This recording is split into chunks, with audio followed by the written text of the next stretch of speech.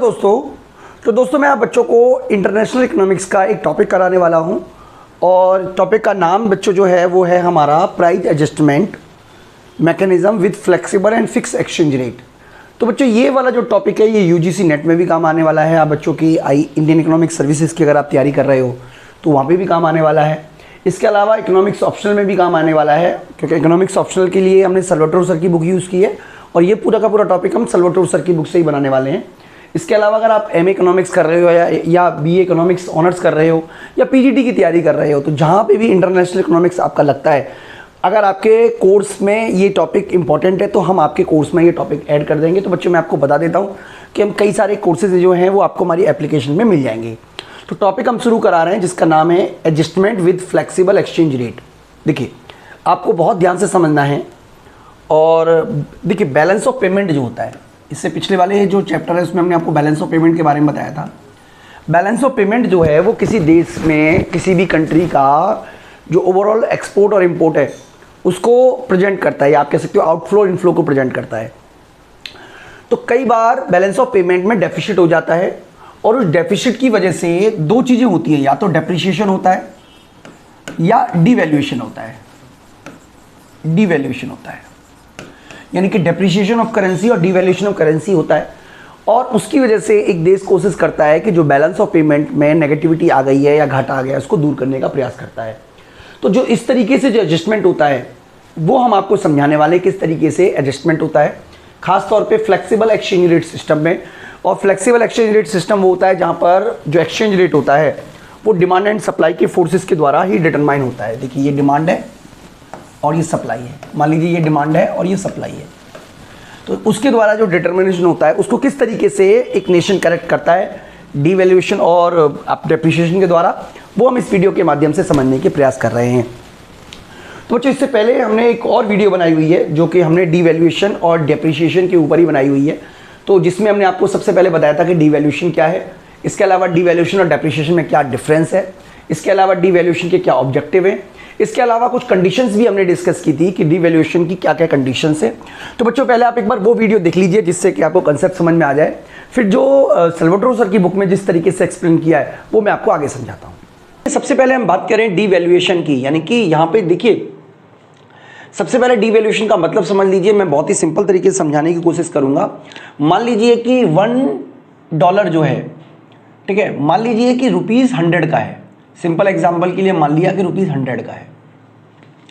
इसका मतलब ये हुआ कि अगर इंडिया को $1 की गुड्स खरीदनी है तो ₹100 देने पड़ेंगे, या आप कह सकते हो कि अमेरिका वाला अगर भारत से ₹100 की गुड्स खरीदना चाहे तो उसको $1 देना पड़ेगा। लेकिन कई बार इस स्थिति में आपका जो बैलेंस ऑफ पेमेंट है या बैलेंस ऑफ ट्रेड है वो डेफिसिट में चला जाता है, घाटे में चला जाता है। तो इस केस में एक देश क्या करता है कि क्योंकि रुपए तो देना पड़ रहा है 100, तो वो जानबूझकर अपने रुपए की वैल्यू को गिराकर ₹120 कर देगा। अब इसका फायदा क्या होगा बच्चों, वो भी हम आगे डिस्कस करेंगे। तो फिलहाल आप ये समझ लीजिए कि the devaluation of a currency means that deliberate lowering down of external value of unit of home currency, यानी कि जब जानबूझकर अपने डोमेस्टिक करेंसी की वैल्यू को, एक्सटर्नल वैल्यू को जानबूझकर कम कर दिया जाता है in term of gold, in term of SDR और in term of foreign currency.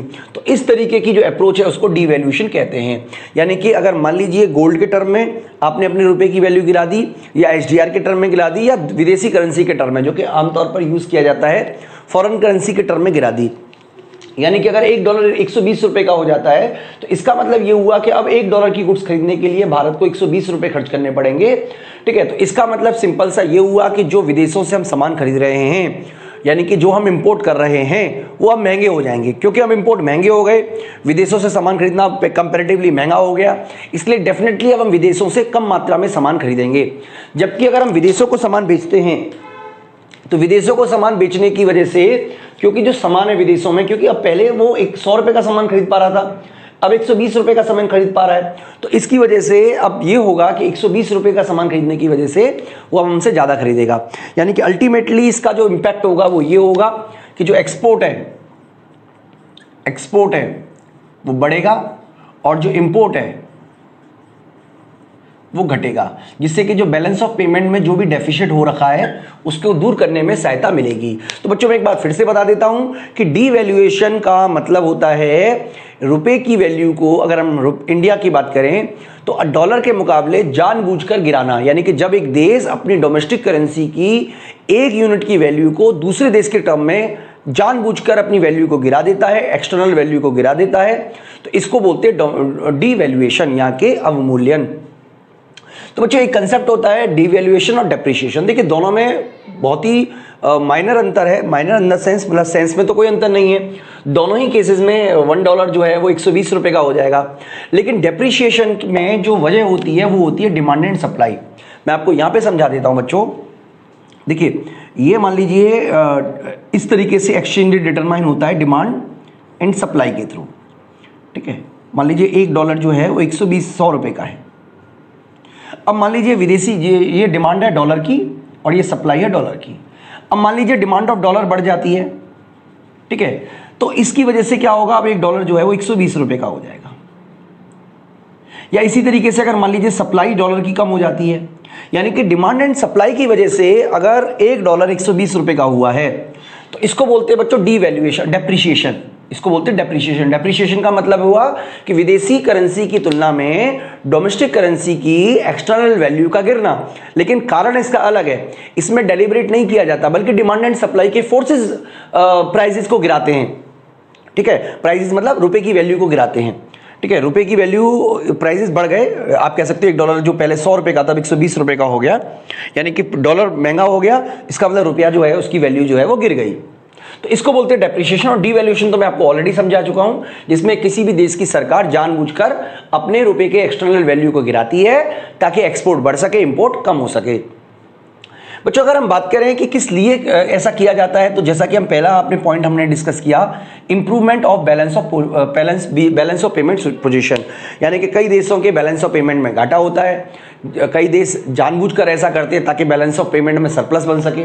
तो इसको पहली वजह तो है बैलेंस ऑफ पेमेंट, क्योंकि जैसे ही आप डिवैल्यूएशन करोगे आपका जो एक्सपोर्ट है वो बढ़ेगा, इंपोर्ट घटेगा और ओवरऑल बैलेंस ऑफ पेमेंट में इसका फायदा होगा।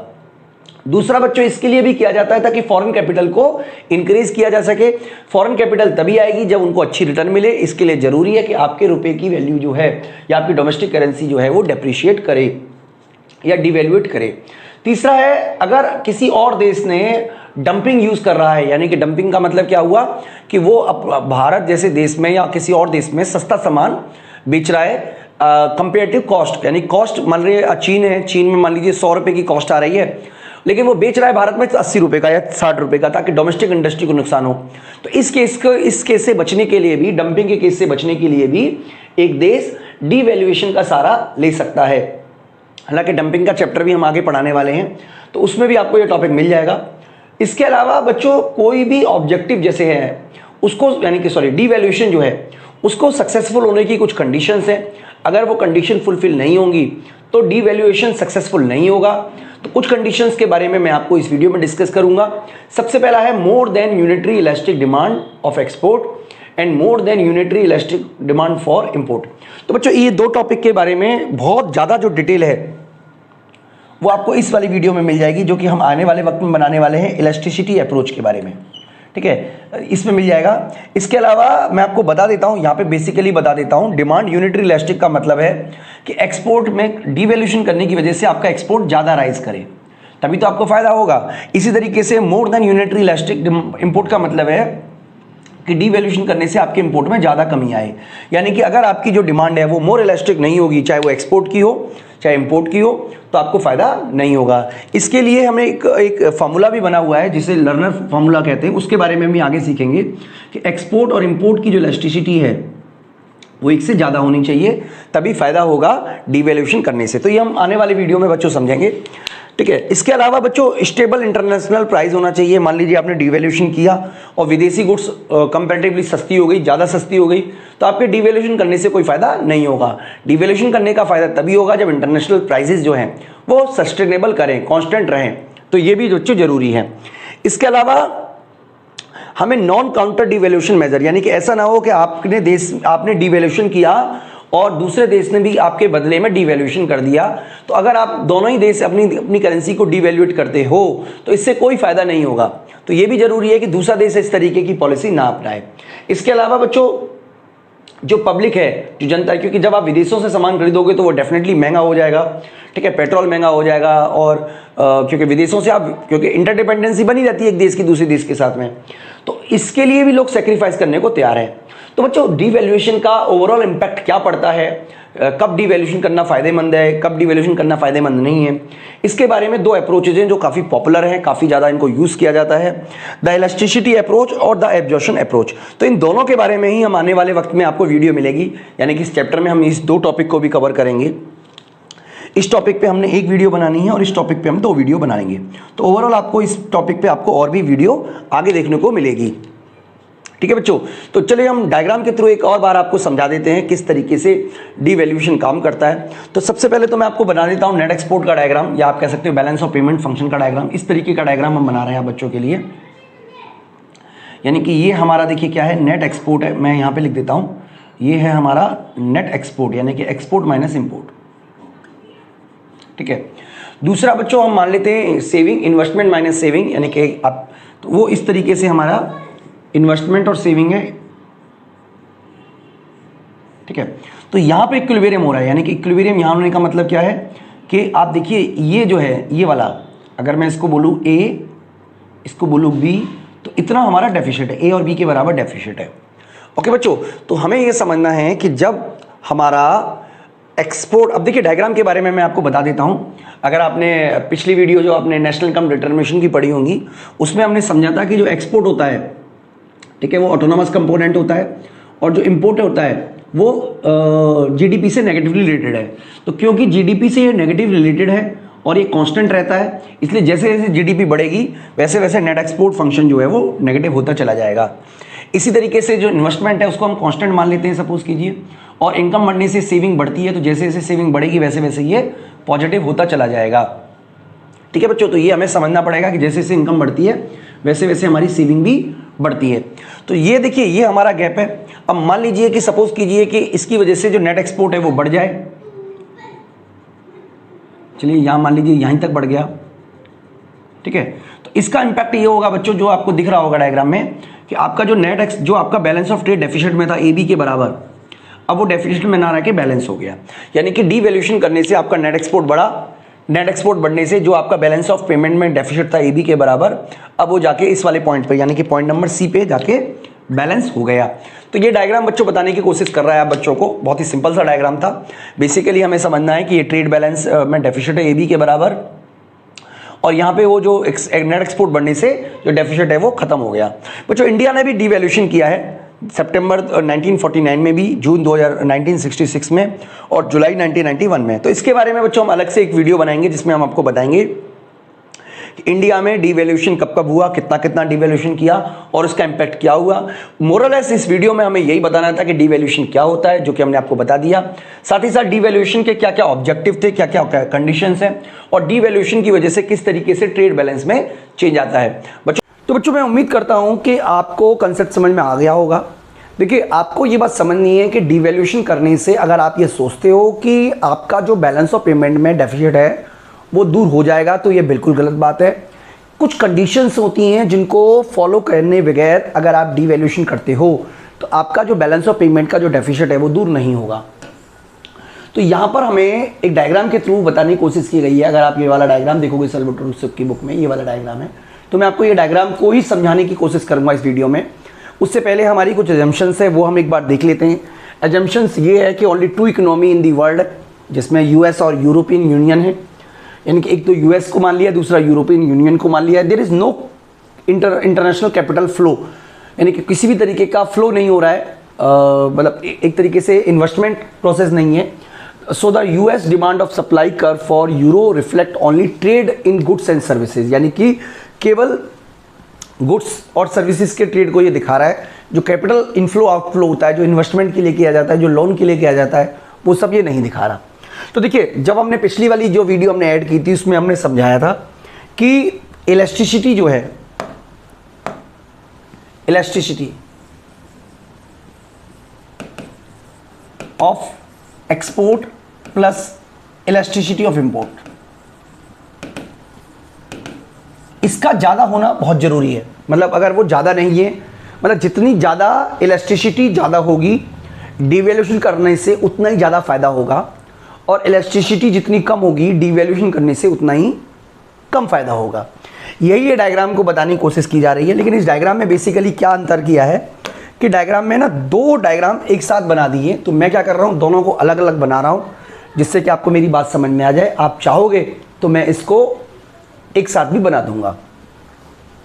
जैसे मान लीजिए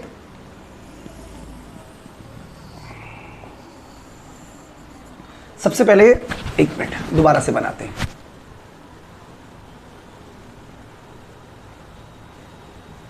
ठीक है, हम दो डायग्राम बना लेते हैं एक साथ।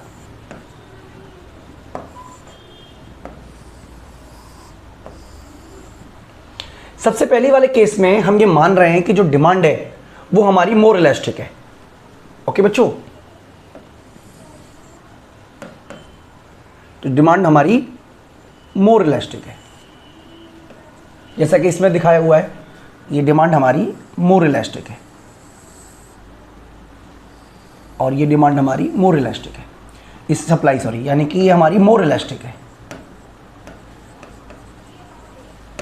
ये भी हमारी मोर इलास्टिक सप्लाई है। ठीक है जी, सप्लाई ऑफ आप कह सकते हो euro in market of US, और ये हमारी है डिमांड। डिमांड जो है वो ऑफ ये मोर इलास्टिक है। ठीक है, demand of euro in US market. दूसरा जो केस है उसमें हम ये मान रहे हैं कि ये जो हमारी डिमांड है ये लेस इलास्टिक है। लेस इलास्टिक का मतलब ये हुआ कि जो फ्लैटर इस तरीके से आप जो स्लोप है वो कम होगा।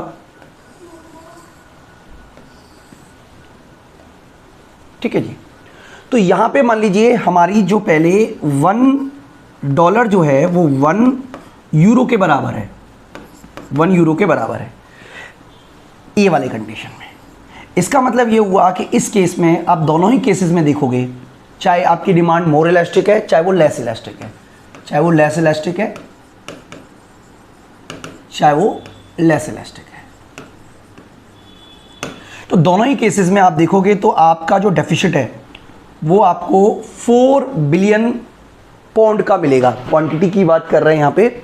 इसका मतलब आपकी जो एक्चुअल में जो डिमांड आ रही है, सॉरी जो सप्लाई हो रही है वो 8 की हो रही है, 8 बिलियन की, और जो डिमांड आ रही है दोनों ही केसेस में वो 12 मिलियन की आ रही है, जिसकी वजह से आप देखोगे कि आपका जो डेफिसिट है वो 4 का है, यानी कि 4 बिलियन का डेफिसिट आपका आ रहा है।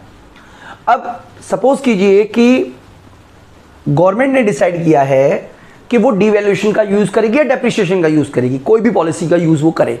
अब मान लीजिए उन्होंने डेप्रिसिएशन का यूज़ किया या डिवैल्यूएशन का यूज़ किया, तो डिवैल्यूएशन करने पर अगर मान लीजिए वो प्राइस को 1.20 कर देते हैं, यानी कि 20% डिवैल्यूएशन किया, तो उस केस में आप देखिए इस वाली कंडीशन में आपको जो डेफिसिट है वो दूर हो गया। जबकि अगर डिमांड लेस इलास्टिक है तो आपको डेप्रिसिएशन को जो डेफिसिट है उसे दूर करने के लिए आपको 100% का डिवैल्यूएशन करना पड़ेगा। इसका मतलब आपको ये समझाने की कोशिश की जा रही है, मान लीजिए ये हमारा डेफिसिट है जो कि $1 पर है, तो आप 100% करोगे तब जाके ये डेफिसिट दूर होगा, और यहाँ पर आप केवल 20% ही बढ़ा दोगे तो आपका डेफिसिट दूर हो जाएगा। यानी कि इस केस में केवल 20% से कम चल जाएगा, जबकि इस केस में आपको 100% डिवैल्यूएशन करना पड़ेगा। तो बेसिकली ये समझाने की बच्चों ये कोशिश की जा रही है कि जितनी ज़्यादा इलास्टिक होगी, मोर इलास्टिक होगी, मोर इलास्टिक डिमांड एंड सप्लाई होगी डॉलर की, सॉरी यूरो की, जितनी ज़्यादा मोर इलास्टिक होगी उतना ही कम डिवैल्यूएशन करने से आप अपने टारगेट को अचीव कर सकते हो, जो कि हमारा है डेफिसिट को दूर करना। लेकिन अगर आपका जो डिमांड है या सप्लाई जो है वो लेस इलास्टिक है, या जितनी ज़्यादा लेस इलास्टिक होगी उतना ही ज़्यादा आपको डिवैल्यूएशन करना पड़ेगा। तो बेसिक बच्चों क्वेश्चन का जो आंसर है वो यही है, जो मैं उम्मीद करता हूँ कि आपको समझ में आया होगा डायग्राम। और इस वीडियो में तो मैं आपको उतना ही करा रहा हूँ। अगली वीडियो में हम आपको सिखाएंगे derivation of demand curve and foreign exchange, और इस वीडियो को, इस चैप्टर को बच्चों कंटिन्यू करेंगे। मैं उम्मीद करता हूं कि आपको ये कंसेप्ट समझ में आ गया होगा। इस वीडियो में इतना ही, थैंक यू।